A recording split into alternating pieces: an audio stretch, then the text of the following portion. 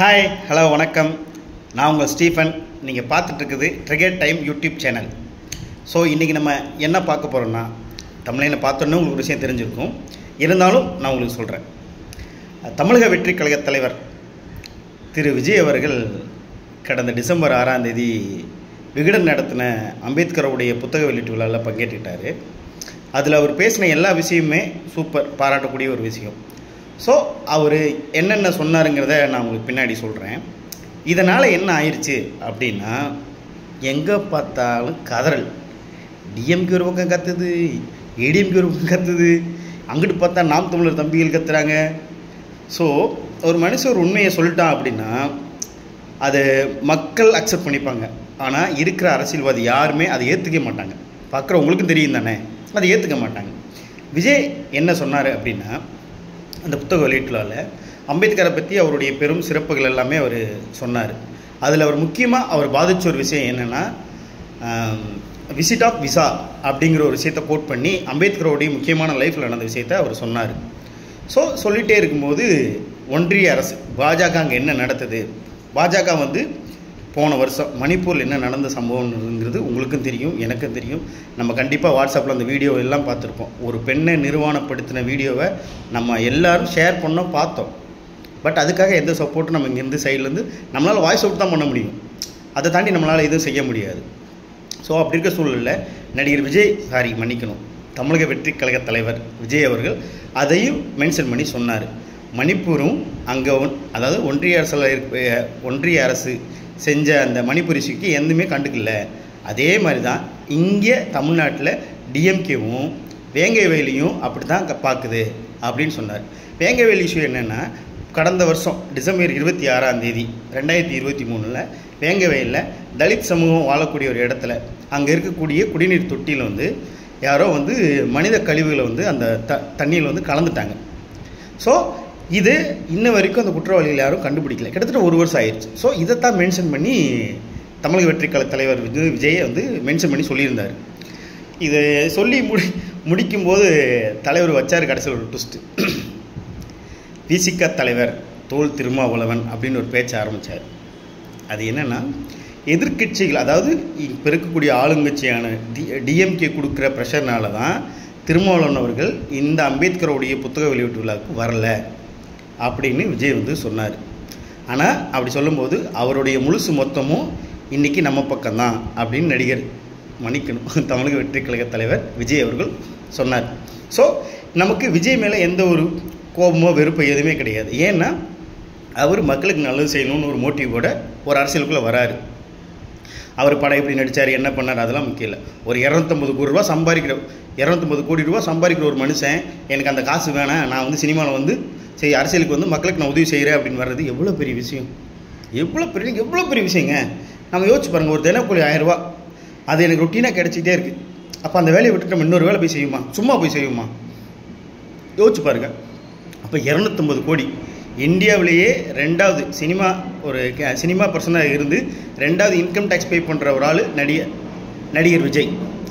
ஏன்னா அப்படி இருக்கும்போது இந்த புத்தக வெளியீட்டில் அவர் பேசின விஷயம் எல்லாமே அவர் நியாயத்தை தான் சொல்லியிருக்கிறார். தப்பாக எந்த இடத்துலையுமே ஒரு மென்ஷன் பண்ணி சொல்லலை. இப்போது திருமாவளவன் அவரை மென்ஷன் பண்ணி சொல்கிறார் அப்படின்னா அவருக்கே தெரியுது இங்கே இருக்கக்கூடிய அரசியல் சூழலில் பிஜேபி இருக்குது, ஏடிஎம்கே இருக்குது, டிஎம்கே இருக்குது, நாம் தமிழர் கட்சி இருக்குது, மார்க்சிஸ்ட் கம்யூனிஸ்ட் இருக்குது, மதிமுக இருக்குது, தேமுதிக இருக்குது. இத்தனை கட்சி இல்லை, ஏன் திருமாவளவன் மட்டும் பாயிண்ட் பண்ணி பேசுகிறாரு? ஏன் பேசுகிறாரு? அதுக்கு ஒரே ஒரு காரணம் தான், அவர்கிட்ட இருக்க நேர்மை. விசிக தலைவர் தோல் திருமாவளவன் அவர்கிட்ட இருக்கக்கூடிய நேர்மை ப்ளஸ் விஜய் மாதிரியான ஒரு தவேகாவுடைய தலைவர் விஜயுமே எப்படிப்பட்ட ஒரு பார்ட்னர் சேர்க்கணும்னு நினைக்கிறாருன்னா, இப்படிப்பட்ட நேர்மையான ஆளுங்க தான் என் பக்கம் வேணுங்கிறது அவங்க எதிர்பார்க்கல. எந்த தப்புமே கிடையாது. இன்றைக்கி தலைவர் தோல் திருமாவளவன் ஆகட்டும், அவருமே இன்றைக்கி அதிமுக கட்சிக்குள்ளே இருக்கார், அதிமுக கட்சியில் கூட்டணியில் இருக்கார். அப்படி இருக்கும்போது கொஞ்சம் எனக்கு விசிக சைட்லேருந்து ஒரு நான் என்னுடைய கேள்வியாகவே உங்களுக்கு முன்வைக்கிறேன். இதை நான் இன்ன வரைக்கும் வேங்கவேல் பிரச்சனை உங்களுக்கு தெரியும். யாராவது அரெஸ்ட் பண்ணியிருக்காங்களா? இல்லை. 1997 மேலவூர் பிரச்சனை வந்துச்சு. அதுக்கு கிட்டத்தட்ட 17 பேர் மேலே கேஸ் ஆகி அரெஸ்ட் ஆனாங்க. அவங்க போன பீரியட் ஏடிஎம்கேவுடைய ஆட்சியில் இருக்கும்போது அவங்கள ரிலீஸ் பண்ணாங்க. ஸோ நீங்கள் மேல்முறையீடு போட்டிருக்கீங்களா? போட்டிருக்கீங்க, நான் படித்தேன், போட்டிருக்கீங்க. பட் ஆனால் அதுக்கான ப்ரெஷர் எங்கே இருக்குது? இல்லை. ஸோ இந்த மாதிரி நிறைய விஷயத்தில் கூட்டணி கட்சி இருக்கிறதுனால நீங்கள் அதை கண்டுக்கிறாமல் ஒரு லெஃப்ட் ஹேண்டில் டீல் பண்ணுறது பொதுமக்களாக இருக்கிற எங்களையும் மித்தவங்களும் ரொம்ப கஷ்டப்படுத்துது, காயப்படுத்துது. நாங்கள் என்ன எதிர்பார்க்குறோம், அதாவது மக்கள் என்ன எதிர்பார்க்குறாங்கன்னா, நீங்கள் தாவேக்காவும் விசிகாவும் ஒன்று சேர்ந்தால் இங்கே ஒரு நல்ல ஆட்சி நடக்கும்னு விஜய் நினைக்கிறாரு, திருமாவளவனும் மனசுக்குள்ளே அப்படி நினைக்கிறாரு. மக்கள் நாங்கள் அதை எதிர்பார்க்குறோம். ஸோ முடிஞ்ச அளவுக்கு கூட்டணி கட்சியில் இருக்கீங்களா, நீங்கள் பாராளுமன்றத்தில் தலைவர் தொல் திருமாவளவன் பாராளுமன்றத்தில் பேசலாம் பார்க்கும்போதெல்லாம் அப்படியே புல்லரிக்கும், உடச்சி வெளியே வரும். ஏன்னா வரும், அந்த மனுஷன் உண்மையாக தான் பேசுகிறாரு. ஏன்னா இப்போ பிசி எம்பிசி அவங்களுக்கெல்லாம் வந்து இடஒதுக்கீடு கேட்குறதாகட்டும், இருக்கிற அனைத்து கோழிகளில் வந்துட்டு பூசாரியாக இருக்கான குரலாகட்டும், ஈழத்தமிழ் பிரச்சனையாகட்டும், இன்றைக்கி எல்லா பிரச்சனையுமே பாராளுமன்றத்தில் பேசுகிற ஒரே ஆள் யாருன்னா விசிகா தலைவர் தொல் திருமாவளவன் மட்டும்தான். மித்த டிஎம்கேலேருந்து போகிற எம்பி ஆகட்டும், ஏடிஎம்கேலேருந்து போகிற எம்பி ஆகட்டும், எல்லாருமே கேள்வி கேட்கல, அதாவது குற்றம் சாட்டுறாங்க. ஆனால் விசிகா தலைவர் மட்டும்தான் அங்கே போய் வேண்டுகோள் வைக்கிறார். ஸோ அப்படி இருக்கும்போது தலைவர் தொல் திருமதி நடிகர் விஜய், அதாவது நடிகர் விஜய் வந்து பேசுனதில் எந்த தப்புமே இல்லை.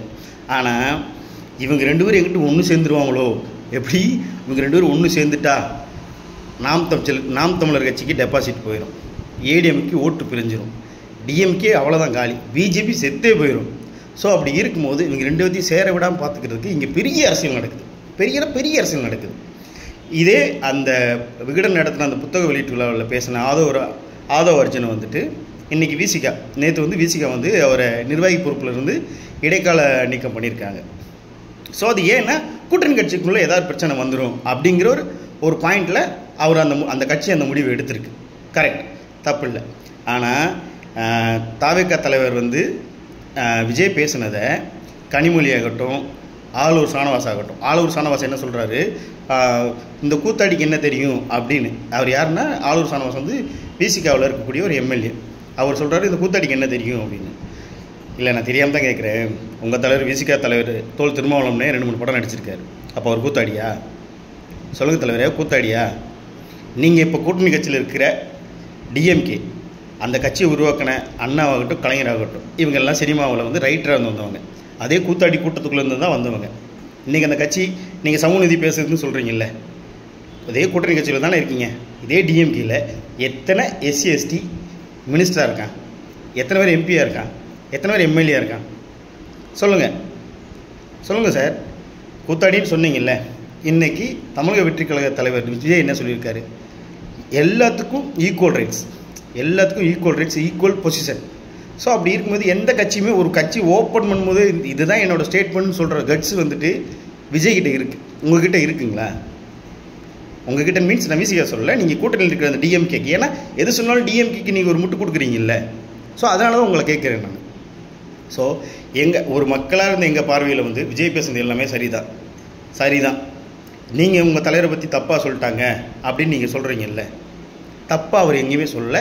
இதே மறுத்துமே தொல் திருமாவளவன் அவர்கள் ஒரு ஸ்டேட்மெண்ட் கொடுத்துருக்காரு. இதனால் வந்து எனக்கும் விஜய்க்கும் எந்த ஒரு கருத்து வேறுபாடும் இல்லை. அவருடைய கருத்தை அவர் சொல்கிறாரு, அந்த கருத்துக்கு நான் உடன்படலை அப்படின்னு அவர் டீசெண்டாக முடிச்சிட்டார். ஆனால் நீங்கள் வந்து ஆளுநர் ஷானவாஸ் அவர்களே, நீங்கள் வந்து கூத்தாடின்னு சொன்னது மிகவும் உண்மையாக கண்டிக்கத்தக்கது. அது தப்பு. ஒருத்தவங்களுடைய ப்ரொஃபஷனல் வந்து பாயிண்ட் பண்ணி பேசுகிறது ரொம்ப தப்பு, ரொம்ப தப்பு. அரசியலுக்கு இன்னார் தான் வரணும், இன்னார் தான் வரக்கூடாதுன்னு எந்த ஒரு சட்டத்திலையும் போடல. என்னங்க நீங்கள் சட்டம் படித்தாலும் நீங்கள் எப்படிங்க ஒரு கூத்தாடிக்கு என்ன தெரியும் நீங்கள் சொல்லலாம்? எப்படி தெரியும்? காமராஜர் என்ன படிச்சிருக்காரு? அவருக்கு எல்லாமே மக்களை படித்ததுனால தான் அவர் சிஎம். ஏன்னா அதுக்கு முன்னாடி அவர் வந்து அவங்க என்ன சொல்கிற பணம் ஏறுற தொழில் பார்த்துக்கிட்டு இருந்தார். அதுக்கான இந்த பணம் ஏறுறவனுக்கு என்ன தெரியும்னு கேட்க முடியுமா? உங்களால் கேட்க முடியுமா? அவரால் என்ன நடந்துச்சு, இங்கே என்ன நடந்துங்க தான் பார்க்கணும். அதனால் வார்த்தையை நிறைய இடத்துல நீங்கள் தப்பாக பயன்படுத்தாதீங்க. எனக்கு உங்கள் மேலே நிறைய மரியாதை இருக்குது. ஸோ அது ப்ளஸ் வந்து கனிமொழி அம்மா வந்து ஒன்று பேசியிருந்தாங்க. இந்த மாதிரி அதுக்கு விஜய் மோதி என்ன சொல்லிடுறேன். அதாவது 200 இடத்துல வந்துட்டு ஜெயிச்சிருவோங்கிற ஒரு எகத்தாரத்தில் இருக்காதீங்க, அதெல்லாம் 2026 தவிடுபடி ஆகும் அப்படின்னாங்க. அதுக்கு கனிமொழி அம்மா என்ன சொல்லியிருந்தாங்கன்னா, அதையும் நாங்கள் பார்க்க தானே போகிறோம், இதே அந்த 200 தொகுதியில் நாங்கள் ஜெயிச்சு நாங்கள் யாருன்னு காட்டுறோம் அப்படின்னு அந்த அம்மா சொல்லியிருந்தாங்க. ஆனால் இதுக்கு இடையில இருக்க சின்ன சின்ன கட்சியில் இருக்குல்ல, சின்ன சின்ன நாம் தமிழர் கட்சி, இந்த சாட்டை துருமுறையில் ஒரு பையன் இருக்கான். ஒரு பையன்லாம் சொல்லக்கூடாது, அந்த அந்த அவர் திருக்கார் சாட்டை துறைமுகம்னு சொல்லி யூடியூப் சேனல் நடத்திட்டு இருக்காரு. அதனால தான் அவர் பேர் சாட்டை துறைமுகம். அவர் பேசுகிற அத்தனையுமே பொய்னா பொய் ஊர் பொய், உலக பொய். நீங்கள் இப்போ கூட நான் சொன்னால் நம்ப மாட்டீங்க, நீங்கள் யூடியூப்பில் எது வேணால் எடுத்து பாருங்கள். நாம் தமிழர் கட்சி பேசுகிற அந்த சாட்டை துறைமுகமாகட்டும், சீமான் பேசுறதாகட்டும், எவ்வளோ பொய், எவ்வளோ வன்மம், எவ்வளோ என்ன சொல்கிறதுங்க. ஏங்க ஹிட்லர் செத்துட்டான்னு நினச்சேங்க, ஹிட்லர் இங்கே உயிரோடு தாங்க இருக்காங்க. அவருடைய வருஷனில் இன்னொரு வருஷனில் இங்கே இருக்காங்க. ஸோ அப்படி இருக்கும்போது மக்கள் தயவுசெய்து சிந்திச்சு எப்பயுமே ஓட்டு போடுங்க. நாளைக்கு வந்துட்டு ஒவ்வொரு இடத்துலையும் ஒரு சின்ன சின்ன விஷயத்துக்கு வந்துட்டு இது ஆட்சி சரியில்லை, அது சரியில்லை, இது சரியில்லை, நல்லா யோசிச்சு பாருங்கள். நம்ம இன்றைக்கி ஓட்டு போடுறோம் என்ன, இப்போ இருக்கிற ஆளுங்கட்சிக்கே மறுபடியும் ஓட்டு போடுறோன்னு வச்சுக்கங்களேன். கொஞ்சம் யோசிச்சு பாருங்கள், கொஞ்சம் யோசிச்சு பாருங்கள். எப்படி சொல்கிறேன்னா, இன்றைக்கி நம்ம ஒரு சாதாரண ஒரு middle class family, middle class low class ஃபேமிலின்னு வச்சுக்கோங்க. ஸோ அப்படி இருக்கும்போது நம்ம போய் ஒரு ஆடியோ ஆஃபீஸ்லேயோ போய் ஒரு இடத்துக்கோ ஒரு பத்திரம் மாற்றணும், ஒரு பட்டா மாற்றணும், ஒரு ஜாதி சான்றிதழ் வாங்கணும், ஒரு இன்கம் சர்டிஃபிகேட் வாங்கணும்னா நீங்கள் மனசை தொட்டு சொல்லுங்கள், 10 ரூபா உங்கள் பாக்கெட்லேருந்து செலவாகாமல் நீங்கள் அந்த பொருளை வாங்கியிருப்பீங்களா? இன்றைக்கி ஒரு கம்ப்ளைண்ட் ஆகி நீங்கள் ஸ்டேஷனுக்கு போனீங்கன்னா ஹையர் கம்யூனிட்டினா ஒரு மாதிரி ட்ரீட்மெண்ட், லோ கம்யூனிட்டினா ஒரு மாதிரி ட்ரீட்மெண்ட். இப்போ மெடிக்கலுக்கு ஹாஸ்பிட்டலுக்கு போனீங்க.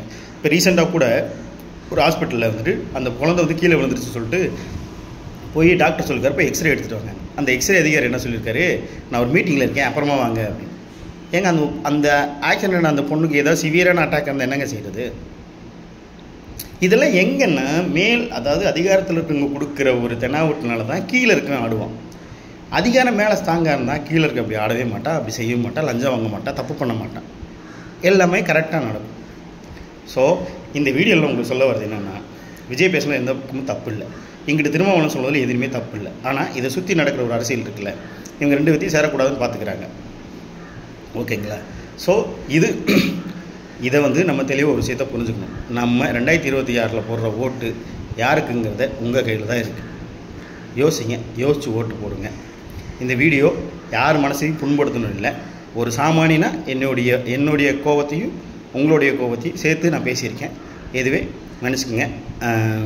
பை த வே, இந்த வீடியோ உங்களுக்கு பிடிச்சிருந்தால் மறக்காமல் ஷேர் பண்ணுங்கள், லைக் பண்ணுங்கள், சப்ஸ்கிரைப் பண்ணுங்கள், முடிஞ்ச அளவுக்கு கமெண்ட் பண்ணுங்கள். ஏதாவது நான் ஸ்பேஸில் ஏதாவது சின்ன சின்ன மிஸ்டேக் இருந்தால் கூட என்கிட்ட நீங்கள் சொல்லுங்கள், அதை நான் மாற்றிக்கிறேன். ஓகே, பாய், தேங்க்யூ.